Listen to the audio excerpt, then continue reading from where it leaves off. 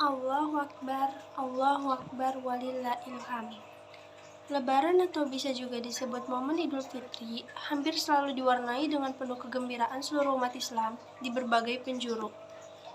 Gema takbir yang dikumandangkan di malam harinya kadang disertai berbagai aksi pawai. Pada pagi harinya umat muslim dari mereka mengenakan pakaian serba baru, makanan-makanan khas dan istimewa, serta bersiap berpergian untuk silaturahim ke sanak kerabat hingga berkunjung ke beberapa wahana liburan yang menarik.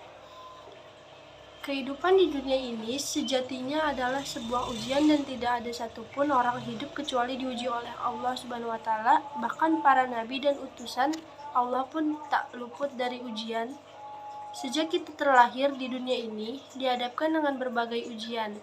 Ketika akan memasuki sekolah, ada ujian. Di setiap kenaikan kelas ada ujian, dan bahkan mau lulus pun ada ujian. Ketika akan melamar kerja, kita diuji, dan saat promosi jabatan pun pasti ada seleksi ujian. Demikian juga kehidupan dunia ini sejatinya adalah ujian, di mana tempat kelulusannya adalah kehidupan akhirat kelak, yaitu surga atau neraka, bahagia atau sengsara selamanya. Ujian yang diselenggarakan oleh manusia tentu sangat berbeda dengan ujian yang diselenggarakan Allah Subhanahu wa Ta'ala. Ujian ini di sekolah maupun di dunia kerja sangat bersifat rahasia. Jangankan jawabannya, soal-soalnya pun bersifat rahasia. Sangat berbeda dengan ujian masuk surga. Jangankan soal-soalnya, kunci jawaban pun sudah diberitahukan oleh Allah dan sudah menjadi rahasia umum. Maka, sungguh bodohlah kita jika tidak lulus masuk surga. Dan kunci masuk surga itu adalah kalimah la ilaha illallah. Itu adalah kalimat tauhid, yaitu kalimat pembeda antara muslim dan non-muslim. Kalimat penentu kebahagiaan di surga atau kesengsaraan di neraka. Hadirin yang dimuliakan Allah, di setiap Ramadan kita selalu mendengar dan bahkan hafal hadis Rasulullah SAW yang artinya ketika masuk bulan Ramadan, maka syaitan-syaitan dibelenggu, pintu-pintu surga dibuka, dan pintu-pintu neraka ditutup. Hadis riwayat Bukhari dan Muslim. Memang begitulah keutamaan bulan Ramadan, di mana setan-setan akan dibelenggu, pintu surga akan dibuka, dan pintu neraka akan ditutup. Tetapi hadis di atas tidak dapat dimaknai secara tekstual. Untuk memahaminya perlu memahami makna majazi. Setan dibelenggu di bulan Ramadan bukan berarti setan tidak akan menggoda manusia untuk melakukan perbuatan dosa. Buktinya, saat puasa pun masih banyak yang tidak sholat dan batal puasa lantaran tidak kuat menahan lapar dan akhirnya pergi mencari makan. Secara majazi, setan dibelenggu berarti umat muslim yang menjalankan ibadah puasa diberikan kemampuan lebih oleh Allah untuk tidak menuruti bisikan-bisikan setan. Lantas, bagaimana dengan adanya kata pintu surga dibuka dan pintu neraka ditutup? Maksud pintu surga dibuka karena di bulan puasa amal saleh akan dilipat gandakan pahalanya sehingga kesempatan masuk surga jadi lebih besar.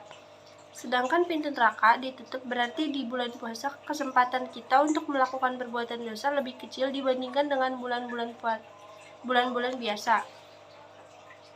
Hadirin yang dimuliakan Allah, kalimat tauhid yang sudah kita punya dan kita simpan dalam hati bisa jadi tidak dapat kita gunakan untuk membuka pintu-pintu surga. Hal itu dikarenakan pintu surga terkunci dari dalam. Maka oleh karena itu, kita perlu mengutuk pintu-pintu tersebut. Dalam hadis tersebut, ada 4 amalan yang dapat membantu kita mengutuk dan membuka pintu surga. Pertama, menebarkan salam. Salam secara bahasa dipahami sebagai ucapan, yaitu Assalamualaikum warahmatullahi wabarakatuh. Dan ini adalah ucapan salam yang harus kita jadikan sebagai tradisi baik kita. Kedua, memberi makan. Di antara hikmah diwajibkan puasa Ramadan adalah agar kita dapat merasakan lapar dan dahaga. Sementara banyak orang yang lapar bukan karena puasa, tetapi kelaparan karena ketiadaan. Dan lapar di sini tidak terbatas dengan kosongnya perut dari makanan dan minuman, tetapi kosongnya akal dari ilmu. Ketiga, menjalin silaturahim atau kasih sayang. Agama kita sangat menganjurkan untuk menjalin silaturahim karena silaturahim mendatangkan manfaat yang luar biasa. Yang pertama, dapat memperpanjang umur dan melapangkan rezeki.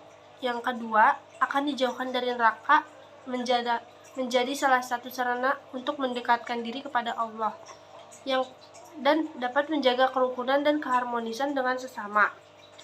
Maka momentum Idul Fitri ini sangat tepat kita manfaatkan untuk bersilaturahim kepada orang tua, keluarga, sanak saudara, tetangga keempat, sholat malam. Sholat sunnah yang paling besar pahalanya adalah Qiyamul Lail. Semoga ritual sholat raweh, sholat witir, dan bangun malam untuk sahur yang kita lakukan sebulan kemarin mampu kita pertahankan selama 11 bulan ke depan.